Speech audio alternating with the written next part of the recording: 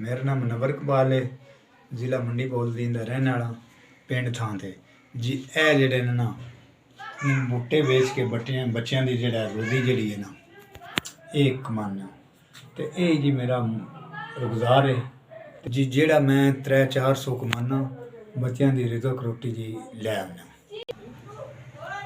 ए मेरा घर है, तो बारिश नाल जेह्ड़ी पिछे बारिश हुई छत डिग गया, तो अगों मेरे च इन्नी हिम्मत ही नहीं पई जेह्ड़ा मैं छत जेह्ड़ा मैं पवा दा।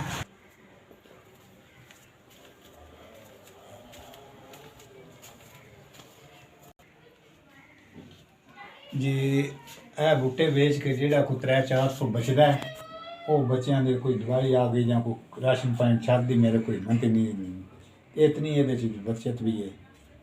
तो छत की हिम्मत ही नहीं बनती पई, चरोकना जेह्ड़ा दलील होइयां अगों स्याल है तो बड़ी परेशानी है। ये तुहाडे 3000 इमदाद आई है, बड़ी मेहरबानी, शुक्रिया। अल्लाह तुहाडे कारोबार च इजाफा करे, परेशानियां सख्तियां तो बचाए।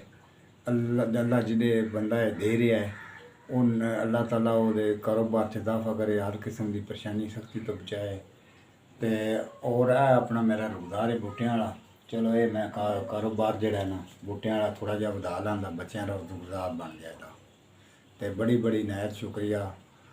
अल्लाह उन्होंने हर काम च जेह्ड़ा उन्हों दी बरकतां और जिंदगी सेहतां तंदरुस्तियां परेशानियां दूर अल्लाह ताला करे। शुक्रिया। ये मैं आ बूटे जेह्ड़े ने इन्हां दा कारोबार जेह्ड़ा थोड़ा जिहा इजाफा कर लांगा, चलो बच्चों का रोज़गार बन जाएगा। तो तुहाडा बहुत बहुत शुक्रिया। अल्लाह तुहानू बाद रखे, अल्लाह तुहानू सलामत रखे।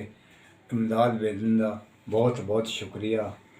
तो हर किस्म की परेशानियां तो अल्लाह ताला बचाए, कारोबार च इजाफा करे। साडी